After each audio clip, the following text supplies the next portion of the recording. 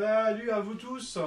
Aujourd'hui, en fait, je voudrais parler, avec cette petite musique que je vais baisser le son, parler de nourriture. On peut pas parler du Japon sans parler de manger.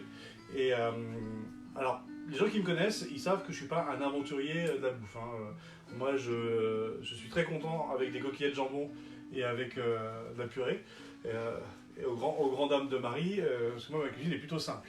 Par contre, quand on va au Japon, ça n'existe pas, les coquillettes de jambon et la purée saucisse.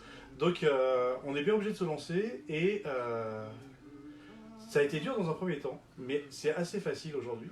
Mais c'est vrai qu'il faut être assez courageux pour oser rentrer dans les petits restaurants que vous trouvez partout au Japon, qui n'ont pas vraiment ses équivalents en France, si ce n'est peut-être éventuellement pour les comparer au doner.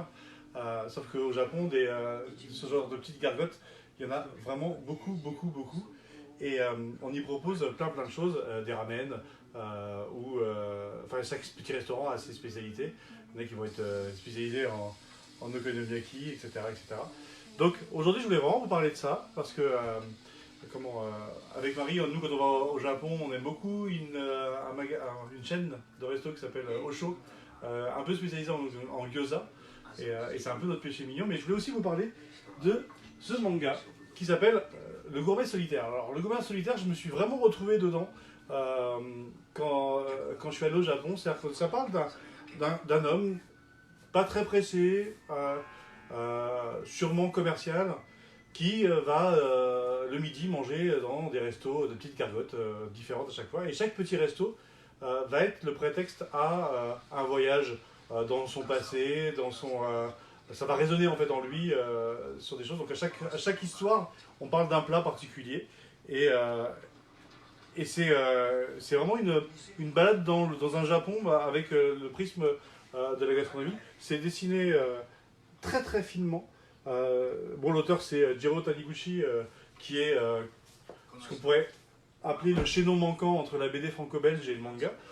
Donc vraiment c'est une vraie balade, et pour ceux qui aiment manger, ceux qui ont envie de découvrir les restaurants japonais et les spécialités japonaises et qui pensent que le Japon, ils sont persuadés que le Japon ça s'arrête pas au sushi, parce qu'en France c'est vrai quand on parle de manger japonais, on pense tout de suite à sushi, sashimi, maki, mais la cuisine japonaise elle est tellement plus riche que ça. Donc je vous encourage vraiment à aller goûter le Gourmet Solitaire. Mais il y a beaucoup de mangas sur la bouffe, c'est quelque chose, il y a Food Wars, que vous connaissez tous, etc. Et il y a aussi un manga dont un live a été tiré, ce live est sur Netflix, il s'appelle Midnight Dinner, et le manga s'appelle la cantine de minuit. La cantine de minuit, et donc en fait on parle de ce tout petit restaurant. C'est des petits restaurants, on ne peut pas être plus de 10 généralement dedans, on mange sur le comptoir. Et quand on est un touriste, c'est un peu difficile d'aller dedans parce qu'il y a une telle promiscuité entre vous et le serveur qui est souvent aussi le cuisinier. Tout le monde se connaît, on a l'impression de rentrer dans une petite famille parce que c'est le rendez-vous du soir. Et Midnight